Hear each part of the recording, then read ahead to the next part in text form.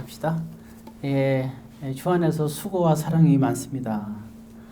수고와 사랑이 많습니다. 예, 감사합니다. 제가 이제 이렇게 김장한테 조금 도우려고 했다가 구박받아가지고 이제 말씀을 준비하게 됐는데, 갑자기 감사하게 말씀에 이제 또 이렇게 몰두하게 됐어요. 그래서 에스라 1장부터 느헤미야 13장까지 다 정독을 하고 설교 준비를 해서요. 지금 페이퍼가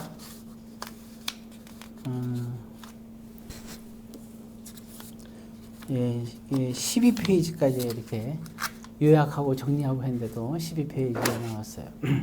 제가 만약에 12페이지를 처음부터 거기 다 한다 그러면 아마 여러분들은 다들 쓰러질 것 같아서 오늘 한 부분만. 근데 여기 말씀에서 왜냐하면 이렇게 그냥 어느 부분을 제가 사실 보려고 했거든요.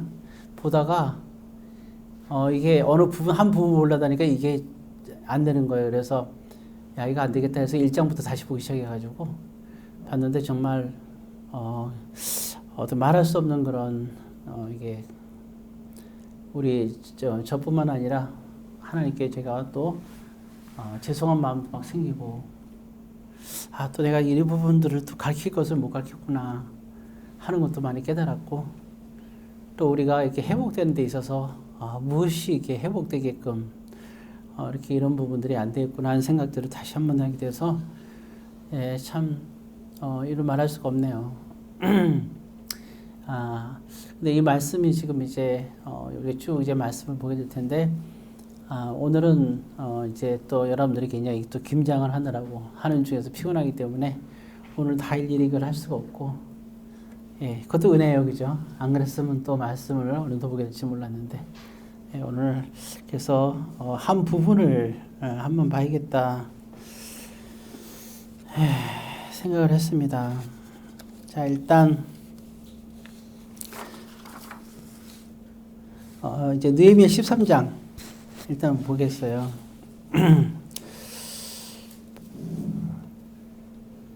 참 느헤미야 13장.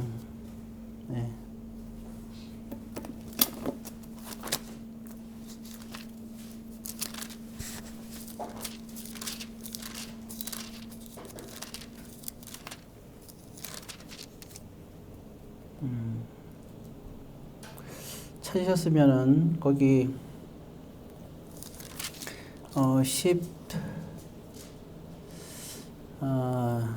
7절과 18절입니다. 거기 16절부터 읽을까요? 2절이니까 15절부터 읽죠. 15, 16, 17, 18절 읽겠습니다. 자, 천천히 다 같이 읽도록 하겠습니다. 그때 내가 본즉 유다에서 어떤 사람이 안식일에 술틀을 밟고 곡식단을 나귀에 실어 운반하며 포도주와 포도와 무화과와 여러 가지 짐을 지고 안식일에 예루살렘에 들어와서 음식물을 팔기로 그날에 내가 경계하였고, 또 두로 사람이 예루살렘에 살며 물고기와 각양 물건을 가져다가 안식일에 예루살렘에서도 유다 자손에게 팔기로 내가 유다의 모든 귀인들을 꾸짖어 그들에게 이르기를 너희가 어찌 이 악을 행하여 안식일을 범하느냐? 너희 조상들이 이같이 행하지 아니하였느냐? 그래서 우리 하나님이 이 모든 재앙을 우리와 이 성읍에 내리신 것이 아니냐? 그럼에도 불구하고 너희가 안식일을 범하여 진노가 이스라엘에게 더욱 심하게 임하도록 하는도다 하고. 아멘.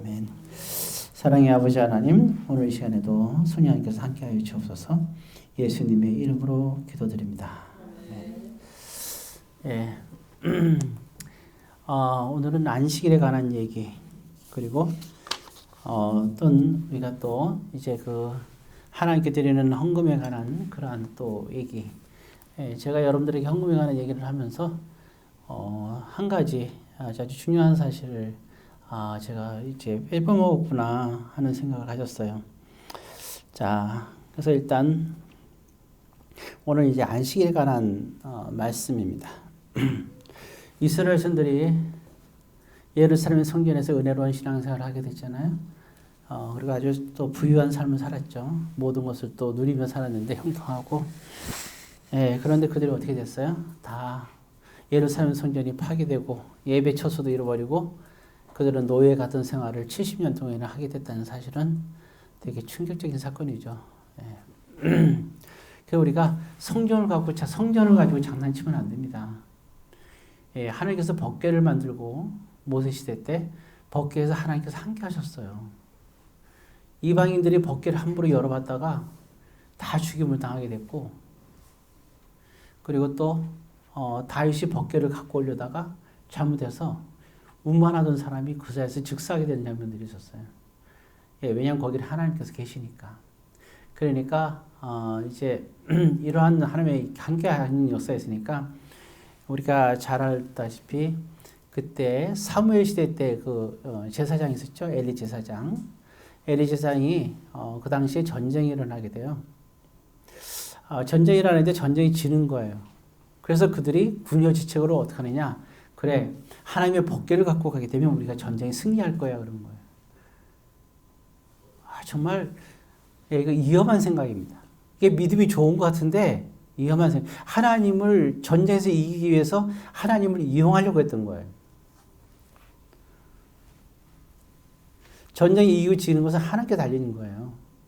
그런데 전쟁이 이기기 위해서 하나님을 이용한 거예요. 하나님을 도구로 생각하는 거예요. 사람이 그렇잖아요. 사람을 목적으로 생각해야지 사람을 수단으로 생각하는 사람은 정말 위험한 사람이에요. 자기의 유익을 위해서 누군가를 대한다. 그럼 그 사람을 수단으로 생각하는 거죠. 그 사람을 목적으로 생각하면 내 유익만 따지진 않게 되죠. 예, 그리고 정말 상대방을 인격적으로 대하게 되죠. 성도와 성도에 관한 그렇게 인격적으로 대해야 되는 거잖아요. 예, 가장 기본적인 거 아니겠어요? 그래서 우리가 마찬가지예요. 사람과 사람도 목적으로 대해야지 수단으로 대하면 안 되는데 그때 여러분들 스스로 생각하면 돼요. 누굴 만나면서 나는 나의 유익을 위해서 이렇게 하는가. 예, 정말 그 유익은 상대방의 유익도 생각해 줘야 되거든요. 자, 그렇다 그러면 우리는 하나님을 대하는 데도 마찬가지예요. 우리가 기도 제목이 있을 때 나의 유익을 위해서 우리가 그렇게 하나님을 능력으로 우리가 기도한다면 결국 우리는 하나님을 수단으로 생각하는 거예요.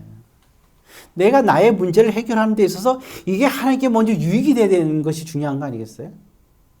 그게 하나님의 목적이, 그게 하나님을 목적으로 대하는 거잖아요. 적어도 우리를 창조하신 하나님인데, 그리고 전적인 하나님에 대한 신뢰, 정말 살아계신 하나님을 믿는다면 말이죠. 그리고 내 기도를 응답해 주실 하나님인 것을 믿는다면 목적으로 대해야 되는 건 당연하잖아요. 그래서 그 자세가 중요한 거예요. 하나님은 도깨비 방망이가 아니거든요. 도깨비라는 것도 결국 뭐냐면 방망이를 들고 다니니까 도깨비가 유명한 거잖아요. 예.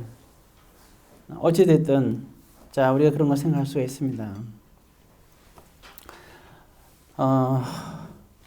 자, 다시 이제, 우리가 이제 본문에서 돌아와서, 오늘 굉장히 그러니까 이스라엘 백성들이 70년 동안 그렇게 잘 있다가 포로로 다 그냥 전락하게 되는 거예요. 결국 그들은 뭐냐면 그 전쟁에서 이기기 위해서 법궤를 갖고 간 거예요. 그럼 법궤를 갖고 간 건 누구의 유익을 위한 거예요? 하나님께 먼저 물어봤어야 되고 생각해 봤어야죠. 이 전쟁에서 지금 우리가 지고 있어요. 그럼 먼저 하나님께 물어보고 하나님의 힘을 빌려야 되는데 그들은 그런 생각 다 생략하고 너무 쉽게 생각한 거예요. 그래서 이제 법궤를 그냥 들고 나간 거예요, 이렇게. 이거는 진짜 하나님을 모독하는 거 아니겠어요? 그러니까 그 엘리의 두 아들이 이제 법궤를 갖고 왔는데 결국은 거기서 전쟁이 지게 되고 법궤도 뺏기게 되는 거예요. 설마 법궤를 이방인들이 갖고 갈 거라는 상상도 못했죠. 근데 정말 그런 일이 벌어진 거예요. 이스라엘 백성들도 다윗과 솔로몬을 통해서 성전을 졌잖아요. 그리고 하나님께서 임재하셨잖아요. 설마 이 성전이 무너지리라고 누가 생각했겠어요? 근데 하나님 스스로가 바벨론 그 이방인들을 통해서 성전을 아주 그냥 가루로 만들어 버렸어요. 왜냐하면 그들은 황당한 그러한, 이게 하나님 믿는데도 이게 뭐냐면 미신적인 신앙인 거예요. 살아계신 하나님과 함께 살아계신 하나님에 대한 진정한 그런 신앙을 가졌을 때 참된 신앙. 우리는 다른 종교와 다르잖아요. 우리는 종교란 말 하면 안 돼요. 왜냐하면 우리는 기독교예요. 그 말은 뭐죠? 우리는 유일신 하나님 있고 살아계신 하나님이 우리와 함께 있잖아요. 우리는 무슨 돌부처, 어떤 나무의 신 이런 게 우리의 신이 아니라 정말 살아계신 하나님의 신이잖아요. 우리는 정말 살아계신 하나님이 있다니까, 유일하신 하나님. 그래서 우리 신앙은 달라요. 어떤 장소가, 어떤 누군가가 있어서가 중요한 게 아니라 하나님이 계시기 때문에 우리는 중요한 거거든요.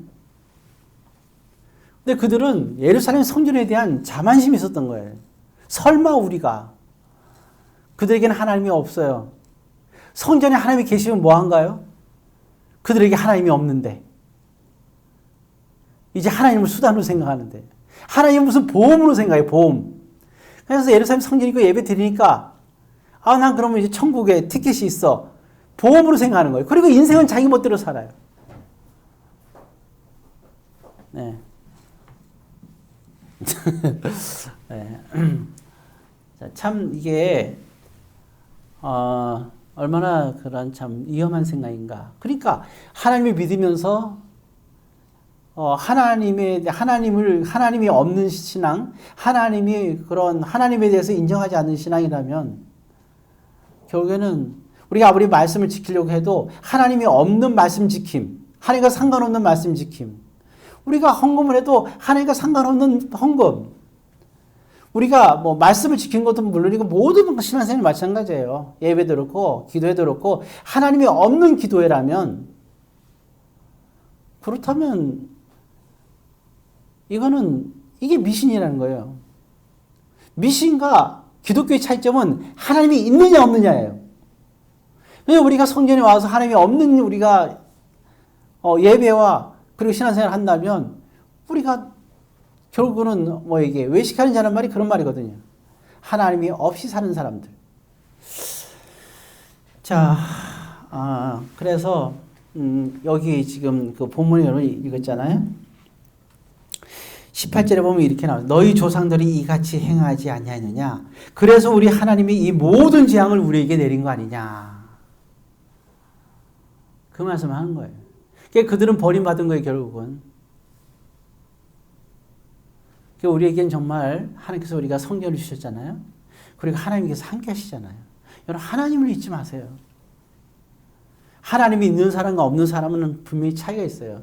세상에서 아무리 일이 힘들고 문제가 안 풀리고 또 고난이 있고 갈등이 있고 우울하고 외롭고 한다 하더라도 정말 슬픈 건 뭐냐면 하나님이 계시지 않는다면 이것보다 슬픈 게 어디 있어요. 왜 우리는 성전에 와서 기도하고 예배드리고 할까요? 이 싱하산의 교회에서.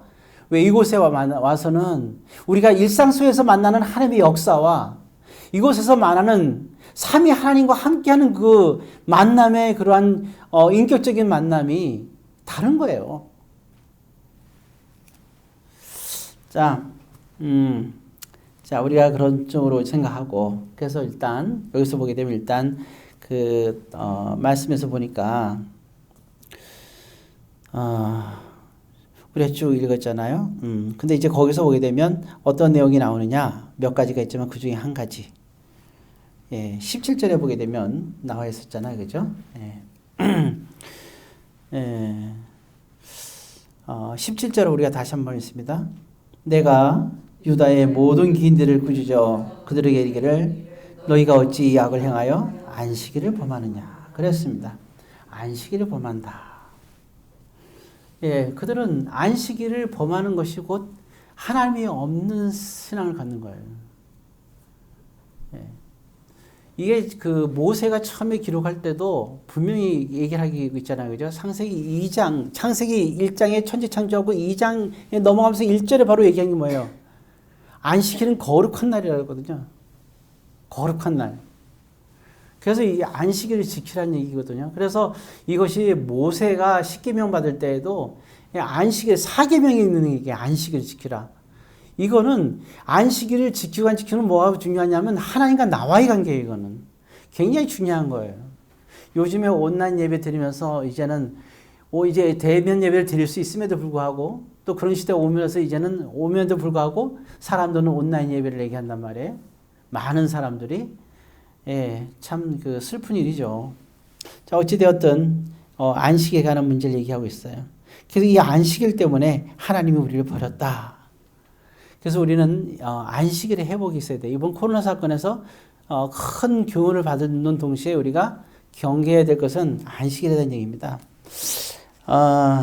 근데 거기서 보게 되면 일단 이 안식일을 어기는 게 두 가지가 나와요. 하나는 첫 번째는 보게 되면 15절에 자, 어떤 사람이 오는데 뭘 하고 왔다 그랬어요? 15절 가만히 볼까요? 두 번째 줄에 예, 그 뭐를 갖고 온 거예요? 술을 갖고 온 거죠? 여러분, 우리가 평상시에 술을 마시는 거는 괜찮아요. 그렇지만 술을 먹고 예배 드리면 안 돼요. 술 먹고 예배 드리는 거 아니에요. 예배 드릴 때는요, 술 마시고 예배 드리면 절대로 안 되거든요. 술을 먹고 즐기는 건 괜찮아요. 그것도 뭐 진씨가 술 먹고 지금 화장실 갔다 온 건 아니겠죠? 네. 이와 같이 우리가 생각할 때 사실 우리 지킬 수 있잖아요. 그죠? 안 그래요? 못 지키나요? 이거 잘 생각하세요. 자, 제가 주일이 분명히 언제부터 그랬죠? 주일은 토요일 날 저녁부터 주일날 저녁 6시까지예요. 근데 이게 왜 중요하냐면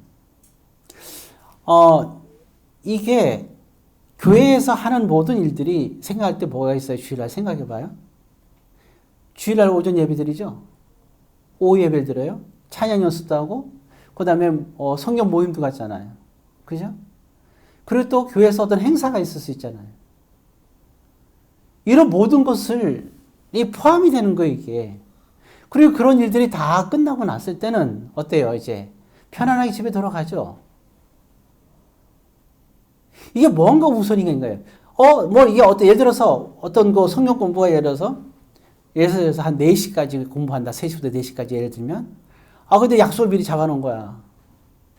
평상시에는 공부를 2시까지 뿐이 안 했는데 갑자기 4시에 하는데 큰일 난 거죠. 왜 4시에 중요한 약속을 해놨거든요. 그럼 여러분들 캔슬을 시킬 수 있냐 이거예요. 못 시키죠? 그러니까 이게 그러면 거룩한 날,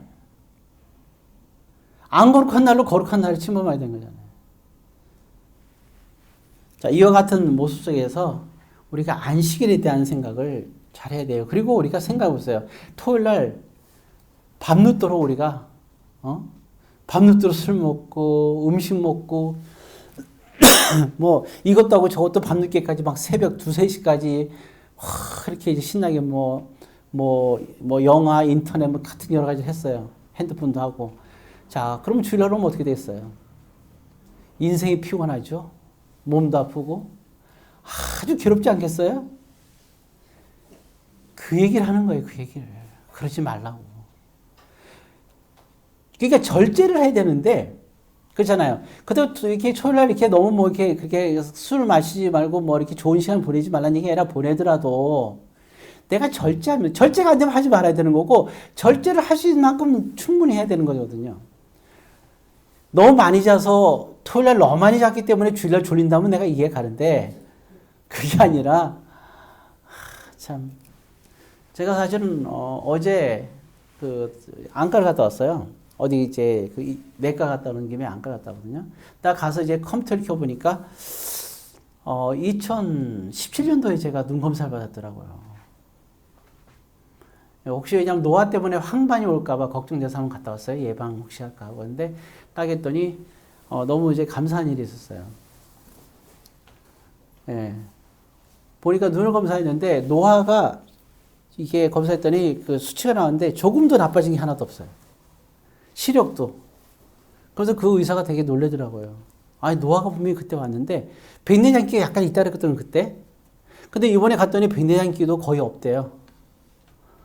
더 건강해져서 정말 감사하게 생각을 해요. 자, 어찌되었든 게 건강을 자랑하려는 게 아니라 감사하다. 그 얘기를 드리고 싶은 거고, 중요한 것은 이제 다시 돌아와서 이렇게 술투를 밟다 술에 대한 얘기를 하고 있는 거죠. 근데 이때 술은 정말 이거는 그 예배와 예배에 영향 주는 그런 거거든요. 예, 그러니까 여러분들은 나는 술을 취했으니까 주일 예배 드리지 말아야지 이렇게 생각하면 안 되고 예배 드리기 위해서 술을 갖다 마시는 걸 자제해야 되겠죠. 예, 절제를 잘 하시길 바랍니다. 예, 뭐 누가 술을 제일 잘 마시는지 모르겠어요. 예. 자, 이어서 이제 이름을 얘기하게 되면 안 되니까 예, 오늘 했으니까 안 돼요. 사람들이 와서 또 같이 마시다 할까봐. 예. 여러분들 행복한 거예요. 술을 마셔도 된다. 취하지 않을 정도로 마셔도 된다고 이렇게 얘기하는 데가 당당하게 누가 얘기하겠어요. 근데 성경이 있으니까 얘기를 해야죠. 옛날에 선교사들이 술을 마시면 안 된다고 했어요. 성경이 잘못된 건 이제 시대가 바뀌었잖아요. 그렇죠? 그러니까 성경대로 말씀을 드리는 겁니다. 자, 그 다음에 또 한 가지. 이제 여기까지는 좀 여러분들이 되는데, 이게 지금, 이게 금방 15절을 우리가 아까 읽었잖아요. 그죠? 예. 여기 또 한 가지가 나오는데 뭐냐면, 거기 20절이죠. 자, 20절 한번 읽겠습니다. 장사꾼들과 가게한 물건 파는 자들이 한두 번 예루살렘 성 밖에서 잠으로 이렇게 나오죠. 이 사람이 왜 자냐면 예루살렘 성전에 사람들이 이제 많이 모이니까 뭐 하고 싶어서? 장사하고 싶어서 각종 좋은 물건들을 다 갖고 오는 거예요. 그러면 이게 뭐예요, 이게? 예배를 드리는데 예배 다 드리고 이제 성전에서 예배 드리고 딱 앞에 나오면 뭐가 있어요?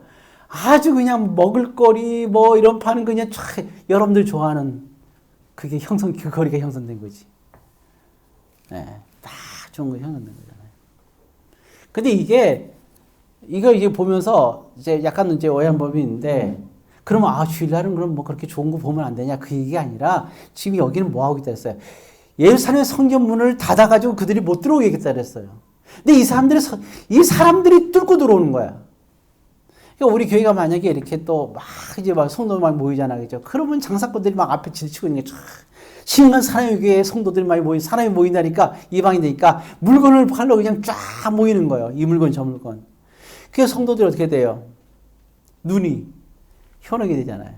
예배 드리러 오면서 어떻게 들어오냐? 뭐 생각이 나는 거야, 예배. 하나님을 생각하면서 오는 게 아니라, 야, 오늘 이번 주도 가가지고 그거 맛있는 거, 그거 달고나도 막 이렇게, 오징어 게임이 나오는 거 달고나도 이렇게, 별표도 막 뜯으면 하나 더 준다더라, 뭐, 이렇게 하기 위해서 오는 거야, 이게. 이게 주객이 전도되는 거예요. 하나님 우리의 마음을 보신다는데. 예배 드릴 때 딴 생각이 들면 이건 위험한 거죠. 예배 드릴 때는 온전히 하나님 말씀만 생각하면서 예배 드려야 되는데, 이게 이제 순서가 바뀐 거죠. 그러니까 여기서 다 그들을 못 들어오게 하고 내가 쫓은 거예요. 이 사건이 어디서 나오냐? 예수님 때도 나와, 예수님 때도.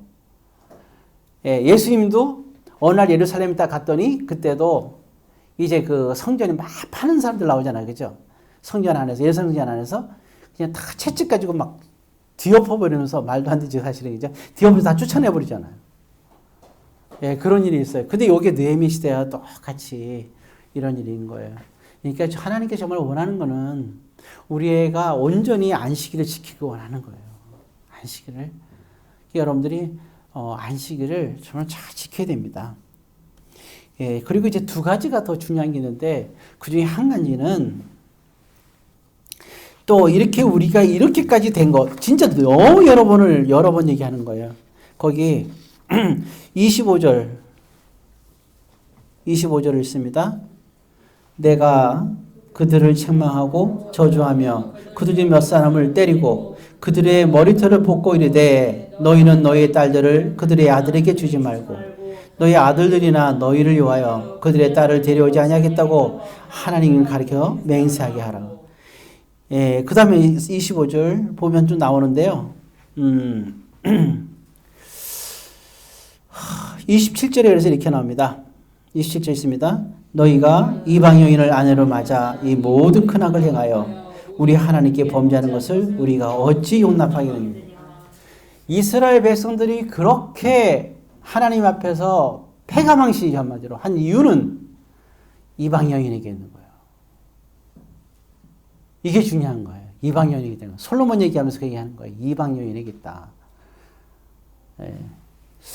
그래서 믿지 않는 사람에 대한 얘기예요. 믿지 않는 사람에게 딸도 주지고 아들도 주지 말라는데 믿지 않는 사람이 이방 여인에게. 그래서 어떻게 하느냐? 느헤미야가 이때 충격이에요. 느헤미야 와봤더니 심지어 제사장도 이방 여인과 결혼한 거예요. 그러니까 어떡하냐 할 때 하나님이 우리를 회복시키려면 딱 한 가지 방법이 없다. 그게 뭐예요? 이방 여인과 결혼해서 자녀까지 있다 그랬어요. 그래서 맹세하게끔 하라고 한 거예요. 뭘 맹세하라는 거예요? 그들을 다 내보내라는 거예요. 가족 상봉이 아니라 가족 이별이 벌어져요. 그들 다 보내는 거예요. 내쫓는 거예요. 하나님, 그럼 왜 그럴까요? 그렇게까지 왜 할까? 신앙의 순수성을 말하는 거예요. 그렇다고 이방인들이라 해서 다 신앙의 순수성이 없는 건 아니죠. 우리 그거 보면 성경에 나오잖아, 그죠? 누구요? 나오미의 며느리. 그렇죠, 룻이죠. 룻은 모압 여인인데도 그 여인은 나오미에게 뭐라 그래요? 그저 나오미에게 말하잖아요. 당신의 하나님이 나의 하나님이고 그 얘기를 하잖아요. 그러니까 이 룻 같은 경우는 완전히 뭐예요, 이게? 이방 여인이지만 정말 하나님의 사람이 된 거예요. 그러니까 데려가는 거예요. 그 나오미에게 2명의 며느리가 있었어요. 신앙으로 잘 가르쳤어요. 근데 한 여인은 못 쫓아와요. 그 룻은 나오미에게 당신이 하나님이 나의 하나님이라 했어요. 근데 또 하나의 며느리는 며느리 둘인데 그 말을 안 해요. 그래서 못 쫓아오는 거예요. 그 여인의 이름 혹시 아시나요? 유진이 아직 이제 막내니까 모르지. 다른 사람도 모르네. 오르바. 그 여인은 너무 얘기하기도 끄떡끄떡한데. 무슨 서태지야? 난 알아요, 그렇게. 예. 오르바죠, 그죠? 그 여인은 나의 하나님이라고 말 안 하잖아요. 그런 사람들은 어려움이 오면 또 모압의 습성이 나타나는 거예요. 그게 이방인인 거예요. 이게 이렇게 확실하게. 근데 이거 또 기억나면 알겠지만 여러분들이 모세가 아내가 있어요, 없어요? 있어요. 있죠. 그런데 또 한 여인을 사랑하게 되죠. 이방 여인이죠. 자, 결혼해야 안 해요? 근데 왜 하나님께서 그 문제를 거론 안 삼았어요? 이걸 문제 삼은 사람은 미리암이었어요. 그 미리암과 모세가 하나님 앞에서 심판을 받는 거야. 하나님은 누구 편을 들었어요? 왜 그랬을까요? 미리암은 율법적으로 이방 여인과 안 된다는 생각을 했어요. 근데 모세는 그 여인을 어떻게 했어요? 룻이 나오미를 따르듯이. 무슨 얘기 알겠죠? 룻이 나오미를 따르듯이 그 여인이 온전히 모세의 사역과 하나님을 온전히 믿잖아요. 모세가 어느 나라 왕자가 되고, 옛날에 왕자였죠. 모세가 왕자가 된 것도 아니에요. 그리고 평범하게 같이 사는 사람도 아니라 사역한다는 게 얼마나 힘들어요. 그것도 사막에서. 사막에서 그렇게 사역을 한다는, 그러니까 남들이 하기 싫은 걸 다 먼 힘에서 원망하고 정말 가기 싫은 그 일이잖아요. 아닌 것 같아요? 겉으로 볼 땐 좋은 것 같아요? 성경을 볼 땐 영웅일지 모르지만 정말 생각해봐요. 사막에서 뭐 하는 짓이야 도대체 그게 40년 동안. 근데 하나님의 사역을 하는 그모에게 나이도 얼마나 많아요. 그 당시에. 안 그래요?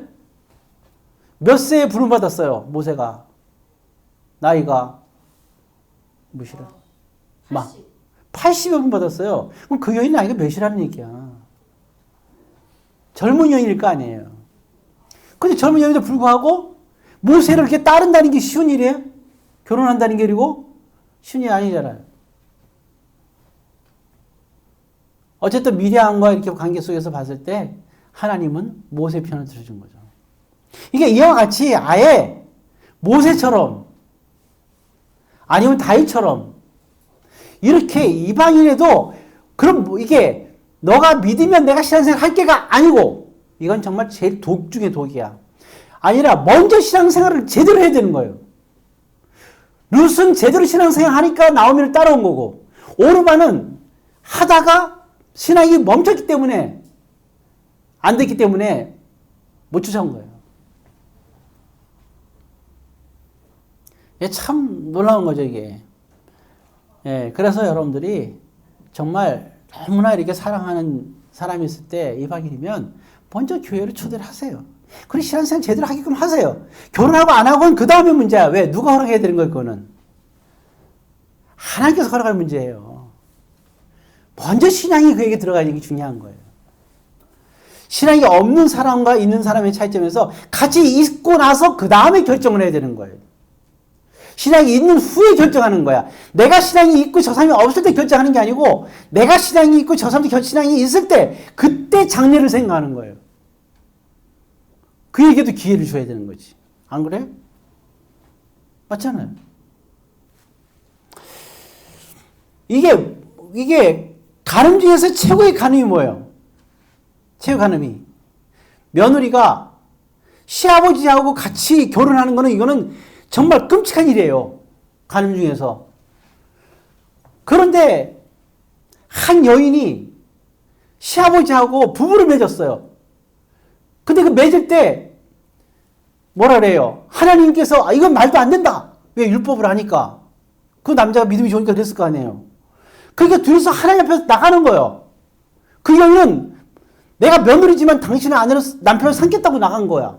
그 여인, 그 남자는 뭐예요, 이게? 신앙이 안 된다고 얘기를 한 거예요. 누구 편이었어요, 하나님이? 네. 그 여인이 누구예요? 예, 다말이요. 남편은 누구예요?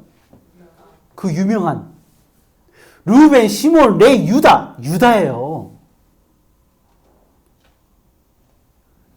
왜 그러냐?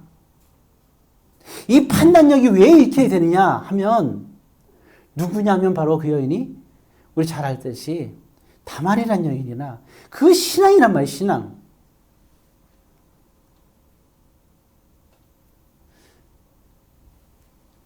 그러니까 제가 그러는 거예요.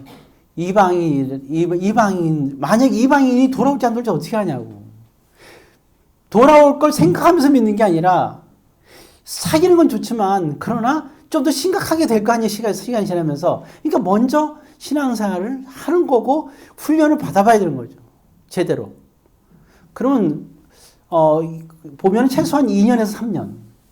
그리고 좀 안전한 거는 제가 볼 때는 5년입니다.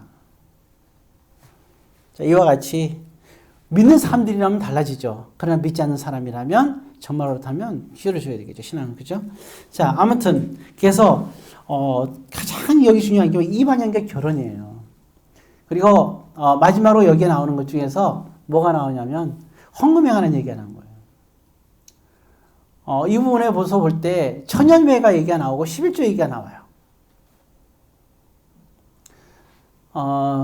그 중에서 11조에 관한 얘기인데 저는 여태까지 하면서 여러분들에게 뭐 어떻게 가르친지 잘 모르겠어요. 나름대로 이제 가르치려고 했었는데 근데 11조는 정말 중요한 거라는 거야. 그리고 또 확실한 건 뭐냐면 우리가 특히 물질적으로 아까 뭐 이렇게 75명 그죠? 네. 그리고 또 이렇게 30명의 지혜 온전한 11조를 드리지 않고서는 불가능해요. 이거를 이번에 이걸 보면서 제가 느낀 거예요. 그리고 교회에서도 잘해야 돼요. 제가 재정부에 이걸 못 가르쳤어요. 충격을 받았어요. 이번 보면서. 이건 저를 르카노프의 문제가 아니라 앞으로 우리 교회 미래도 마찬가지예요. 느헤미야가 딱 와보니까 어느 잠시 자리 비웠다가 와보니까 어마어마한 일이 벌어졌는데 성전이 텅 비었어. 텅텅 비었어요. 어떻게 된 거냐? 충격을 받은 거예요. 딱 와보니까 왜 그러냐? 성전에서 사역하던 사람들이 다 사라진 거예요. 왜 사라졌냐 그랬더니 진짜 많은 사람들 몇백 명이 있었어요. 성전에 봉사하는 사람들이. 근데 그 사람들이 어디 갔느냐? 다 나가 돈 벌러 나왔어. 먹고 살려고. 그러니까 느헤미야가 모여놓고 사람들에게 책망하는 장면이 나와요. 그래서 그때부터 얘기할 때 그런 거예요. 11조를 똑바로 다들 해라. 이 얘기는. 그래서 말라기 선지자가 나와서 그 선지자를 하나님께서 말라기 선지자를 통해서 그 얘기를 느헤미야를 보충해 주는 거예요. 하나님 것을 도적질하지 말라 이 얘기가 강하게 나온 이유가 그래서 나온 거예요. 11조를 안 하는 게 도둑놈이란 말은 아니에요. 근데 그렇게 강하게 나온 배경이 거기에 있다는 거예요. 그 말은 왜 도적이라는 말까지 나오느냐? 도둑놈이란 말 하려고 하는 게 아니에요. 그 하나님이. 그 얘기가 뭐냐면 왜 너희들은 성전의 제사장들이 사역을 하고 너희들이 와서 은혜를 받는 곳인데 제사장들을 굶주려가지고 그들이 다 떠나게 만드냐 이거죠.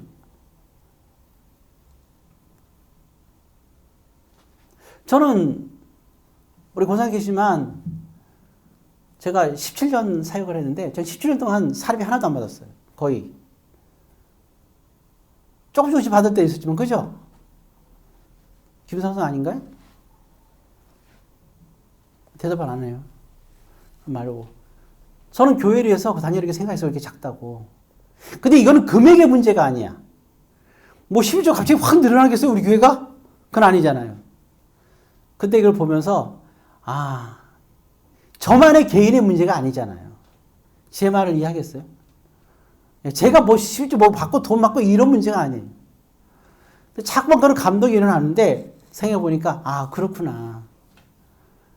하나님께서 10의 1조를 하는 중에서 그것은 사역자를 위한 하나님의 배려고, 그래서 그거 보게 되면 나중에 이제 보겠지만 이를 통하여 제사장과 레인들이 얼마나 기뻐하겠느냐 말이 나와요. 느헤미야가 그렇게 얘기를 하는 거예요. 근데 너희들이 11조를 안 해서 왜 그들이 성전을 떠나게 만드느냐. 그리고 이럴 수 있어요. 어떤 큰 교회는 11조 통해서 많은, 그죠? 사례를 받고 또 우리 교회 같은 경우는 조금 받을 수 있어요. 그게 10만 되고 20만도 될 수 있고. 그래, 금액이 중요한 게 아니거든요. 작은 금액을 받아도 그 금액을 받고 하나님 앞에 감사하면서 사역을 하는 게 중요한 거예요. 내가 10만 원 받고 맨날 빚져도 감사하면서 사역길을 가는 게 중요한 거라고요. 나머지는 하나님께서 책임져 주시겠지. 살아계신 하나님이니까. 안 그래요? 그리고 많이 받는 사람도 많이 받는 대로 감사하면서 가면 돼요. 저는 많이 받냐 적게 받냐 그거는 상관이 없다고 생각을 해요. 우리가 하나님께 드리는 것도 적게 드리던, 내가 11조가 10원이던 1,000원이든 10,000원이든 10만원이든 뭔 상관이 있어요. 그냥 내가 하나님께 주신 그대로 주면 되는 거지. 그러면 사역자도 마찬가지예요. 그렇잖아요? 어떤 교회는 만약에 1,000만원을 11조가 들어왔다고 1,000만원을 받아요. 1억을 받아요. 그분들 그렇게 받는 거예요. 그죠? 나는 예를 들어서 내가 10만원을 받는다. 상관없어요. 하나님이 주신 것은 10원이나 1,000원이나 1억이나 똑같은 거예요. 그렇잖아요. 성도들의 마음과 사역자의 마음이 같은 거죠. 저는 내가 여러분들에게 이거를 못 가르친 거예요. 우선순위가 11조는 사역자를 위해서 들어줘야 된다는 거. 이건 제 개인을 위한 유익이 아니라 이게 중요한 거였구나. 예. 저는 될 수 있으면 저는 이렇게 교회에서 사례비도 안 받고 좀 교회도 편안하고 이런 생각만 한 거고 그냥 이렇게 했어요. 그렇게 무조건 빚을 내든지 뭐 하든지 했어요. 그러나 이게 아니구나.